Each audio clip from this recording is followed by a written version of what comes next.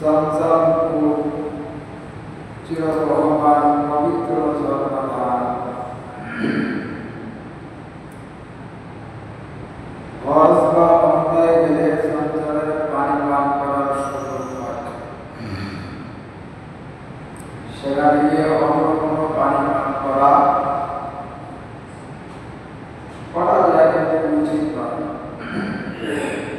যতদিন হজ বা উমরায় থাকবে ততদিন জমজমের পানি পান করবে। জমজমের হুকুম নিয়ে কিছু আলোচনা আজকে করা হবে। জমজম কূপ এটা কি মধুর না?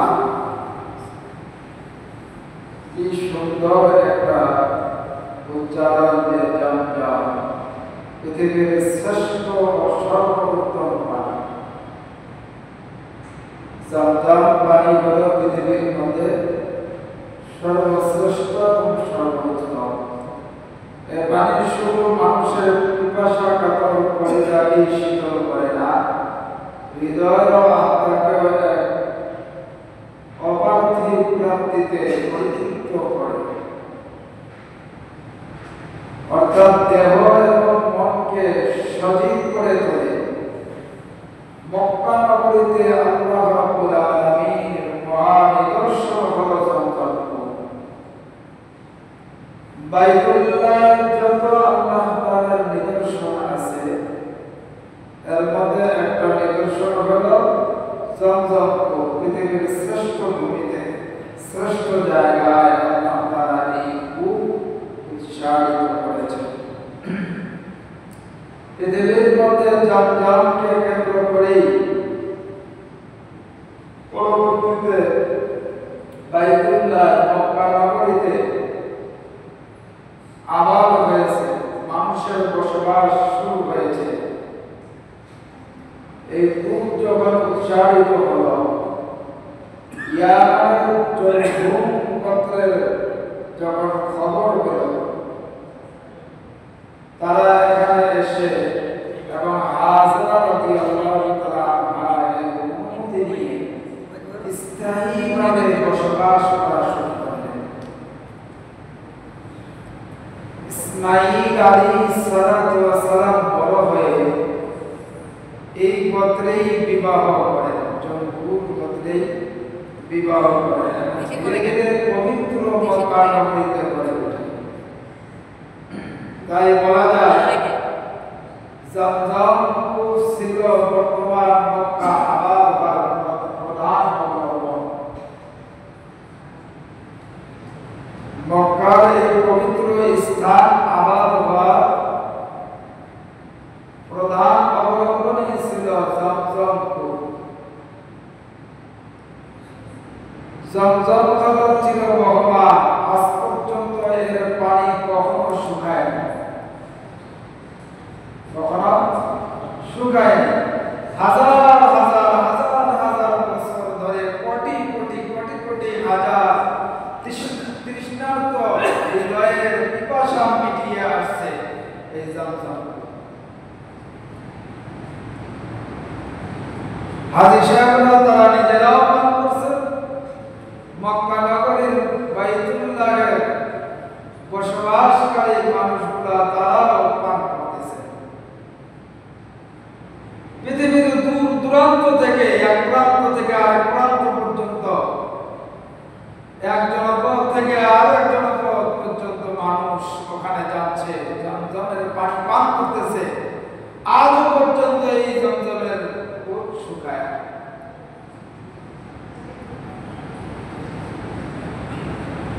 এই জন্য পৃথিবীর আপনি যেখানেই যান না কেন, কিন্তু মক্কায় না গিয়ে সারা বিশ্বের মুসলিম এই পানির বরকত এবং কল্যাণ লাভে বিশ্বের মানুষ ধন্য হচ্ছে। সারা বিশ্ব এই জমজম পানির গুণ এবং বৈশিষ্ট্য এবং এর বরকত এবং কল্যাণ হাজার বছর আগে ছিল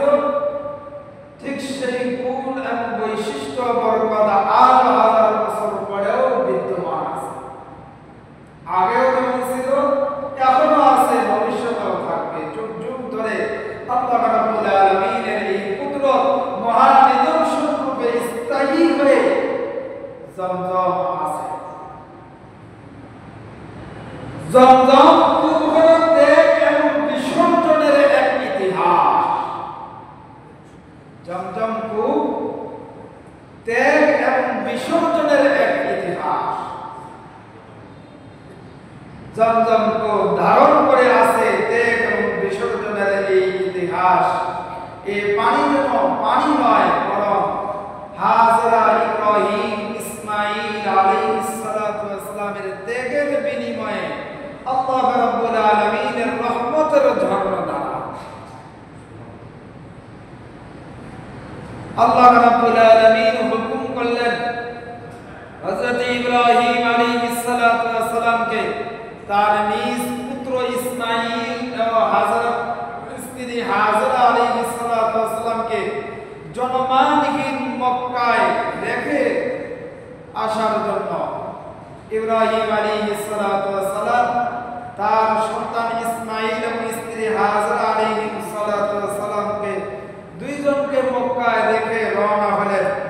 ইব্রাহিম আলাইহিস সালাতু ওয়াস সালাম যখন সেখান থেকে চলে আসতে লাগলেন, তখন হাজরা আলাইহিস সালাতু ওয়াস সালাম তাকে বারবার বলতে লাগলেন যে এমন এই জনহীন জায়গায়, জনমানহীন মরুপ্রান্তরে আমাদেরকে একাকী রেখে যাচ্ছেন। কিন্তু তিনি কোনো সাড়া দিচ্ছিলেন না, তিনি যেতেই আছেন, চলতেই আছেন। তাই হাজরা আলাইহিস সালাতু ওয়াস সালাম যখন বারবার এই কথা বলতেছিলেন, তখন হযরত ইব্রাহিম আলাইহিস সালাতু ওয়াস সালাম বললেন, হাজরা আলাইহিস সালাতু ওয়াস সালাম বলতেছেন, আল্লাহুল্লাযী আমারাকা বিহাদা, আপনি যে আমাদেরকে এখানে রেখে যাচ্ছেন, এটা কি আল্লাহ তাআলার নির্দেশে রেখে যাচ্ছেন? ইব্রাহিম আলাইহিস সালাতু ওয়াস সালাম বললেন যে হ্যাঁ, আল্লাহর নির্দেশেই তোমাদেরকে এখানে রেখে যাচ্ছি। এই কথা শোনার সাথে সাথে হযরত হাজরা আলাইহিস সালাতু ওয়াস সালাম ঈমান দীপ্ত কণ্ঠে তিনি বলে উঠলেন, ক্বালাত ইদান লা ইউদাইউনা, আল্লাহর নির্দেশে যদি আপনি এখানে আমাদেরকে রেখে যান, তাহলে আল্লাহ রাব্বুল আলামিন আমাদেরকে ধ্বংস করবেন না। তাহলে আল্লাহ তাআলা আমাদেরকে ধ্বংস করবেন না। এই উত্তরের মাধ্যমে হাজরা আলাইহিস সালাতু ওয়াস সালাম যেন বলতে চাইলেন যে যখন আল্লাহ তাআলার হুকুম, তো তখন তা আমাদের জন্য শিরোধার্য। যে কোনো ত্যাগ এবং বিসর্জনের বিনিময়ে তা আমরা শিরোধার্য করে নেব।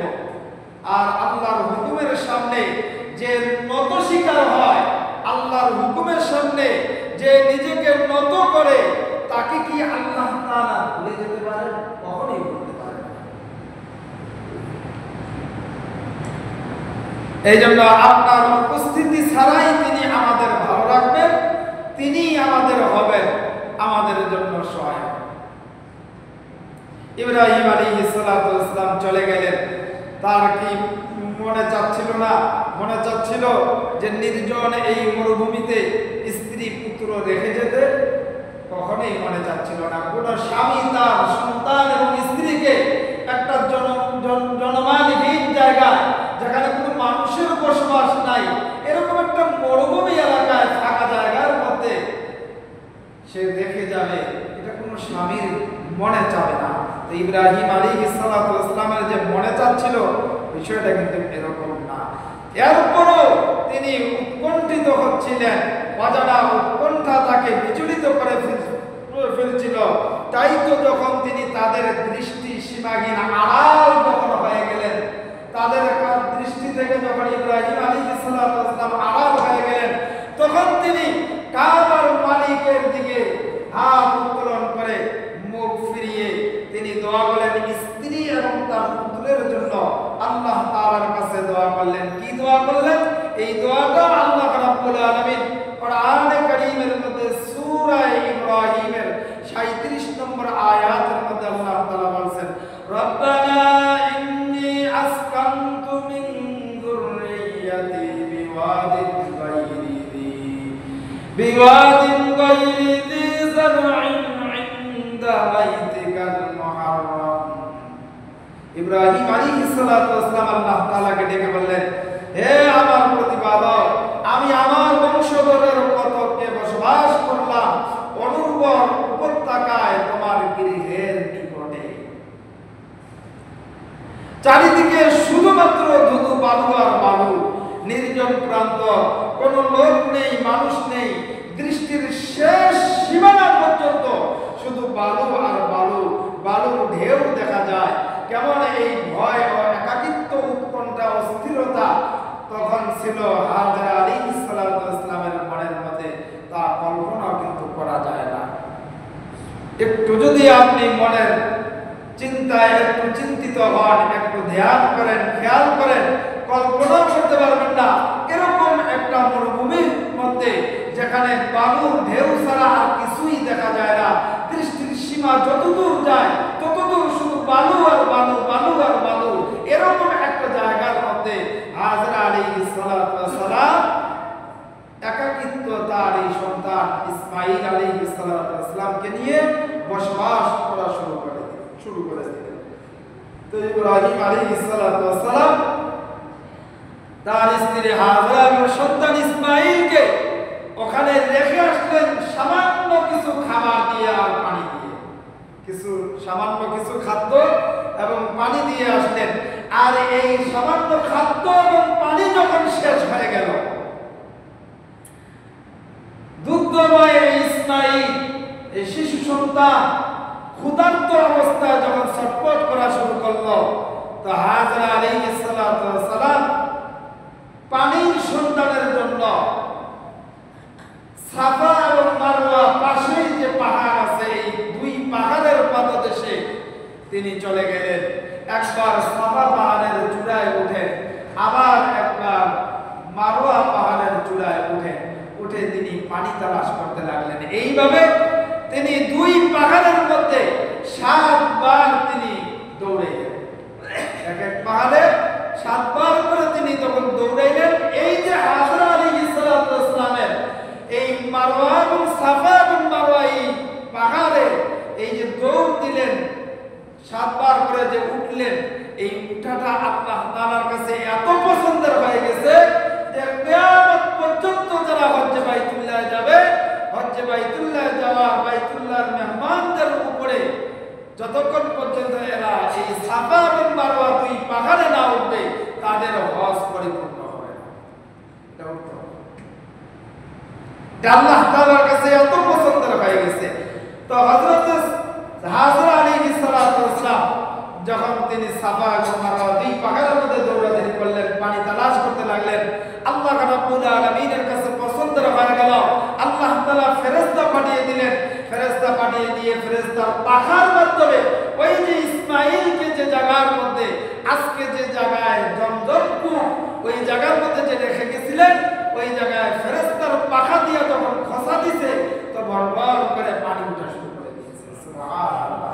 হাজরা আলাইহিস সালাতু ওয়াস সালাম পাহাড়ের চূড়া থেকে যখন দেখতে পাইলেন, ওখান থেকে দৌড়িয়ে এসে তিনি এই পাহাড় পানির এই স্রোতটাকে তিনি আটকানোর জন্য তার চারিদিকে বাঁধ তৈরি করতে লাগলেন। রাসূল করিম সাল্লাল্লাহু আলাইহি ওয়াসাল্লাম হাদিস শরীফের মধ্যে বলেন, বুখারী শরীফের 3364 নম্বর হাদিস, قال النبي صلى الله عليه وسلم يرحم الله ইসমাঈল। আল্লাহর নবী সাল্লাল্লাহু আলাইহি ওয়াসাল্লাম বলেন যে ইসমাঈলের মা অর্থাৎ ইসমাঈলের উপরে আল্লাহ তাআলা রহম করুন। লা তারাকাত জামজামা, তিনি যদি জমজমকে এভাবে ছেড়ে রাখতেন তাহলে তা প্রবহমান ঝর্ণায় পরিণত হতো, অর্থাৎ এই পানি তখন বিভিন্ন জায়গার মধ্যে চলে যেত। এটা তিনি বিভিন্ন জায়গায় যেন চলে, যে নষ্ট না হয় এই জন্য চারিদিকে এটাকে বাঁধ তৈরি করে দিলেন। জমজম আমাদেরকে এই জন্য ত্যাগ এবং বিসর্জনের শিক্ষা দেয়। কি ত্যাগ এবং বিসর্জনের শিক্ষা দেয়? যে আল্লাহর হুকুম পালনার্থে পৃথিবীর সমস্ত সুখ এবং আনন্দ এবং নিজের ইচ্ছা, নিজের চাহিদাকে কুরবান করে আল্লাহর জন্য পুরোপুরি নিজেকে সমর্পিত হওয়ার চেতনায় উজ্জীবিত করে তুলে এই জমজম। যেমন নাকি হযরত হাজরা আলাইহিস সালাতু ওয়াস সালাম এবং ইসমাঈল আলাইহিস সালাতু ওয়াস সালাম, এরা এই মা এবং সন্তান, এই দুইজনের কি ধরনের ত্যাগ এবং বিসর্জনের মাধ্যমে এই জমজম কূপ আল্লাহ তাআলা দিয়েছেন। তাদের নিজের সমস্ত মনের চাহিদা, মনের ইচ্ছা সব কিছুকে আল্লাহর রাস্তায় কুরবান করে দিয়েছেন। এর মাধ্যমেই আল্লাহ তাআলা জমজম আল্লাহর রহমত হিসাবে আল্লাহ রাব্বুল আলামিন দান করেছেন। সুবহানাল্লাহ। এই জন্য বলা হয় জমজম হলো আল্লাহ রাব্বুল আলামিনের রহমতের সাক্ষী। জমজম আল্লাহর রহমতের সাক্ষী দেয়। হাজরা আলাইহিস সালাতু ওয়াস সালাম যখন শিশু ইসমাঈল আলাইহিস সালাতু ওয়াস সালামের জন্য উৎকণ্ঠিত, একটুখানি পানির আশায় এদিক সেদিক যখন ছুটাছুটি করছিল, পৃথিবী যখন অন্ধকার হয়ে আসছিল, চোখের সামনে আশার কোনো আলো দেখা যাচ্ছিল না, ঠিক ওই মুহূর্তে আল্লাহ রাব্বুল আলামিন ইসমাঈল আলাইহিস সালাতু ওয়াস সালাম এবং হাজরার জন্য সহজ করে দিলেন, তাদের প্রতি রহমতের ঝর্ণা দ্বারা প্রবাহিত করে দিলেন জমজম নামক এই। বান্দা যদি আল্লাহ তাআলার ফয়সালা মেনে নেয়, আল্লাহ মুখী হয়ে যায়, আল্লাহর উপর ভরসা রাখে, আল্লাহ তাআলার রহমত আল্লাহর ওই বান্দার শামিল হয়ে যায়। এটা যে কেউ হতে পারে, এটা রাস্তার ফকিরও যদি হয়, সেও যদি আল্লাহর ভরসা করে, দুনিয়ার কারো উপরে সে ভরসা করে না, কোন জিনিসের উপরে সে ভরসা করে না, কোন মাখলুকাতের উপরে সে ভরসা করে না, কোন আসবাবের উপরে সে ভরসা করে না, ভরসা করে একমাত্র আল্লাহর উপরে, তো আল্লাহর সমস্ত রহমতের দরওয়াজা আল্লাহ রাব্বুল আলামিন আল্লাহর বান্দার জন্য খুলে দেয়। এই জন্য আমরা ভরসা করব কার উপরে? আল্লাহর উপরে ভরসা করব। জমজম কূপ আমাদেরকে এটাও শিক্ষা দিচ্ছেন, আল্লাহর রহমতের সাক্ষী হিসেবে এই জমজম কূপ আমাদেরকে একটা শিক্ষা দিচ্ছেন, সেটা হলো আমরা সদা সর্বদা দিনে রাতে সর্ব অবস্থায় ভরসা করব একমাত্র আল্লাহ। ভরসা কার করব? আল্লাহর ভরসা করব, এটা শিক্ষা দিচ্ছেন। এজন্য আমার ভাইরা, জমজম পানির বৈশিষ্ট্য এগুলো। হযরত ইবনে আব্বাস রাদিয়াল্লাহু তাআলা আনহু থেকে বর্ণিত, রাসূল করিম সাল্লাল্লাহু আলাইহি ওয়াসাল্লাম হাদিস শরীফের মধ্যে বলেন, খায়রু মা'ইন আলা ওয়াজহিল আরদি মা'উ জামজাম ফীহি তা'আমুন মিনাত তু'মি ওয়া শিফাউন মিনাস সাকুমি। জমজম পৃথিবীর মধ্যে সর্বশ্রেষ্ঠ পানি। জমজমের পানি হলো সারা পৃথিবীর মধ্যে সর্বশ্রেষ্ঠ পানি। এতে রয়েছে খাদ্যের বৈশিষ্ট্য এবং রোগ থেকে মুক্তি। ওয়া শিফাউন মিনাস সাকুমি, এই পানির মধ্যে আছে রোগ থেকে শিফা, রোগ থেকে মুক্তি। এই পানির মধ্যে আছে খাদ্যের বৈশিষ্ট্য। এই হাদিসের মধ্যে জমজমের পানিকে পৃথিবীর শ্রেষ্ঠ পানি বলা হয়েছে। মহান আল্লাহ রাব্বুল আলামিনের অপার কুদরতের কারিশমা এই কূপের পানির মধ্যে আছে। হাদিসের মধ্যে জমজমের পানির দুইটি বৈশিষ্ট্যের কথা বলা হয়েছে। এক হলো এই পানির মধ্যে খাবারের, আমরা যে খাবার খাই, খাদ্য খাই, এই খাবার এবং খাদ্যের মধ্যে যে বৈশিষ্ট্য, ঠিক তেমনি ভাবে জমজম কূপের পানির মধ্যে আল্লাহ তাআলা এরকম বৈশিষ্ট্য রেখেছেন। সুবহানাল্লাহ। দুই নম্বর বৈশিষ্ট্য হলো এই পানির মধ্যে সুস্থতা থেকে মুক্তি লাভের বৈশিষ্ট্য। অর্থাৎ এই পানির মধ্যে সুস্থতা লাভের গুণ আল্লাহ তাআলা এই পানির মধ্যে দিয়ে দিয়েছেন। মানুষ জীবন বাঁচানোর তাগিদে খাদ্য গ্রহণ করে। আমরা যে খাদ্য খাই, খানা খাই, এই খানা খাই হলো জীবন বাঁচার জন্যই তো খাই। কি বলেন? জীবন বাঁচার জন্য খাই না?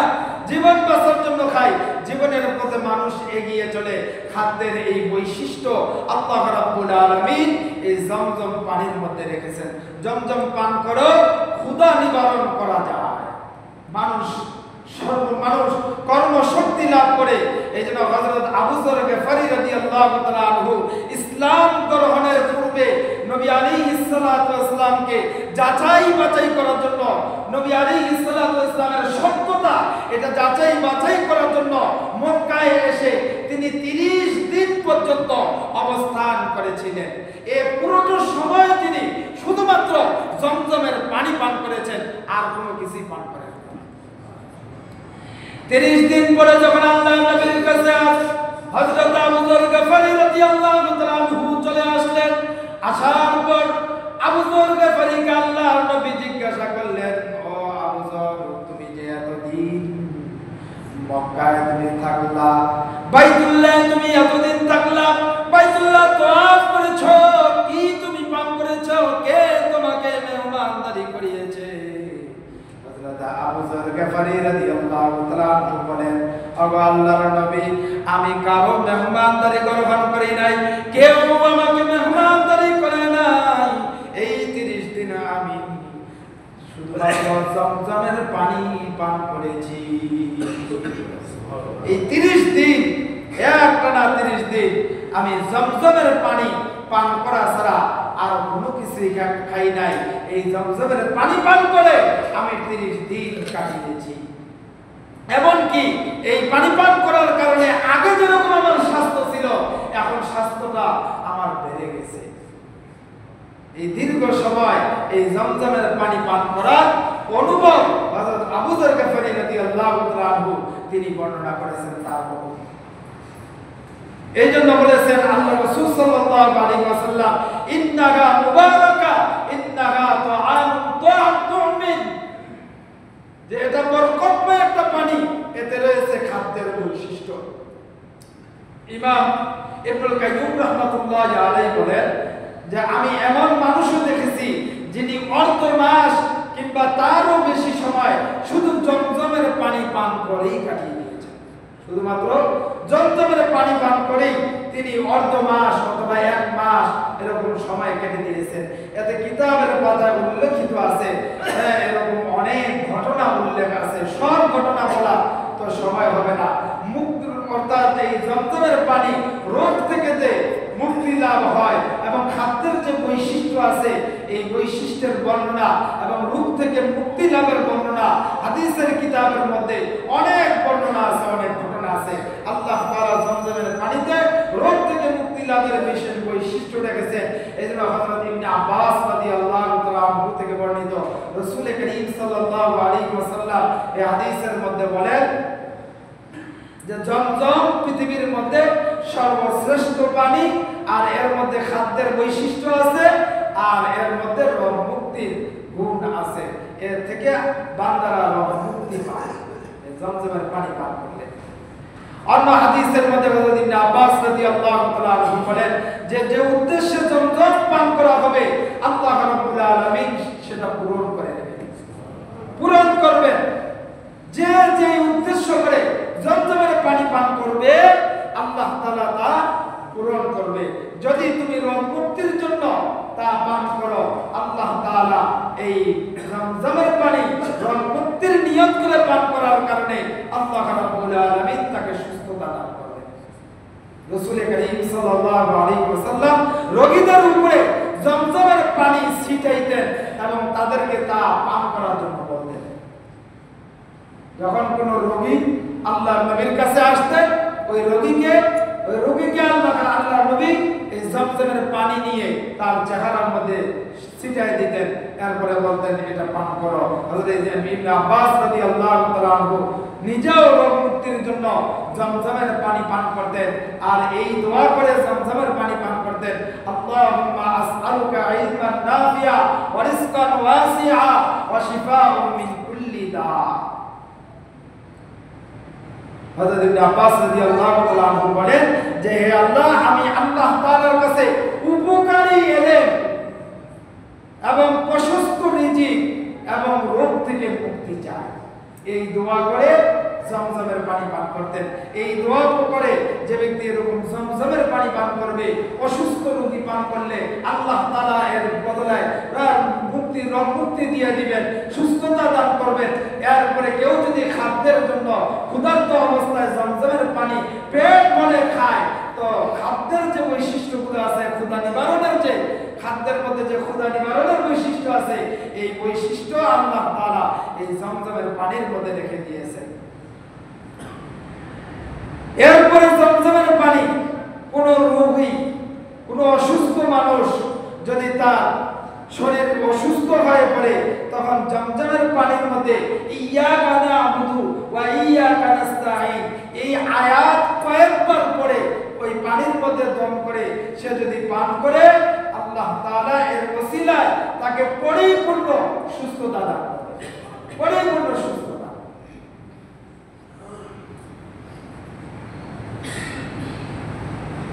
এই জন্য জমজমের পানি পান করার কারণে দেখবেন অনেক সময় অনেক মানুষ এই জমজমের পানি পান করার জন্য একদম পরিপূর্ণ সুস্থ হয়ে গেছে, এরকম কিডনি একেবারে শেষ হয়ে গেছে, এরকম অনেক ঘটনা আছে। ক্যান্সার হয়েছে, এরকম ঘটনাও আছে আমাদের দেশের মধ্যে, এরকম ঘটনা আছে।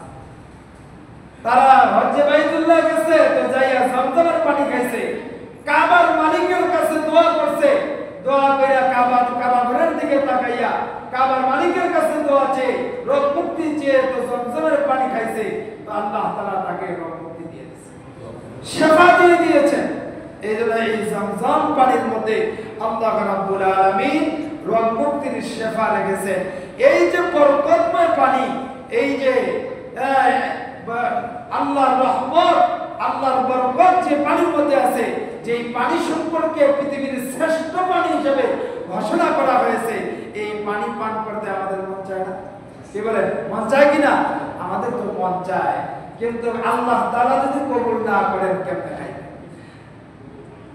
আল্লাহ তাআলার কাছে যেন কবুল করাইতে হবে, এই জন্য আল্লাহ তাআলার কাছে চাওয়া, আল্লাহ তাআলার কাছে রোনাজারি করা, আল্লাহ তাআলার কাছে চাওয়া যে এই জমজমের মতো এই বরকতময় পানি, এই পানি যেন আল্লাহ তাআলা আমাদের সকলকে পান করার তৌফিক দান করেন, বলেন আমিন। তো মক্কা বাইতুল্লাহ যেখানে অবস্থিত, এই বাইতুল্লাহর মধ্যে যতগুলি আল্লাহ তাআলার নিদর্শন আছে, এর মধ্যে একটা নিদর্শন হইল জমজম। এই জমজম কূপ আল্লাহ তাআলার নিদর্শন, এবং এই জমজম কূপের মাধ্যমে আমাদের যে শিক্ষা, আমাদের যে কয়েকটি শিক্ষা, সেগুলো এক নম্বর শিক্ষা হলো ত্যাগ এবং বিসর্জন।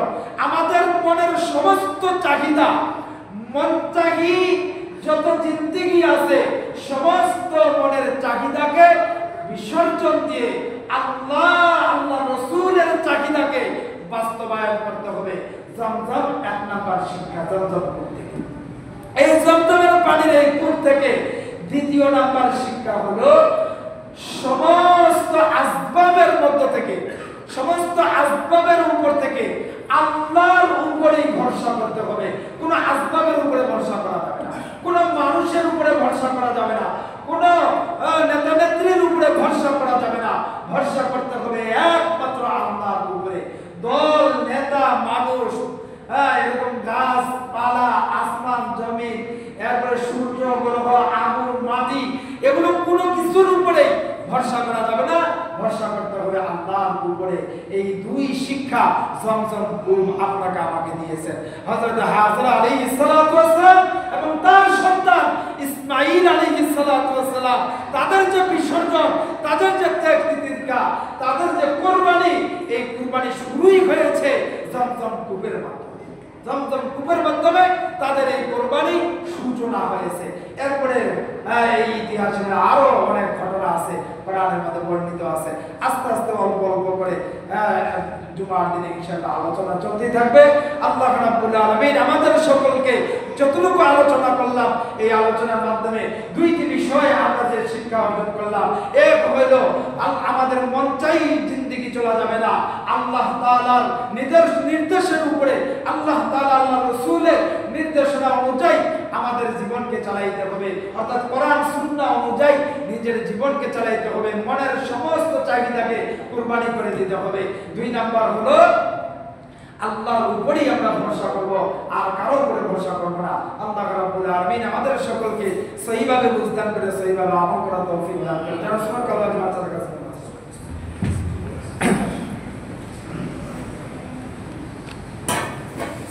ও আস্তে আস্তে আস্তে আস্তে পড়বে এক হাত বেকার। আসি, আপনি কি করছেন? ইশারা দিলাম উঠলো না, এতে কি করবো? বলতে না ভাই। এক হাত বেকার।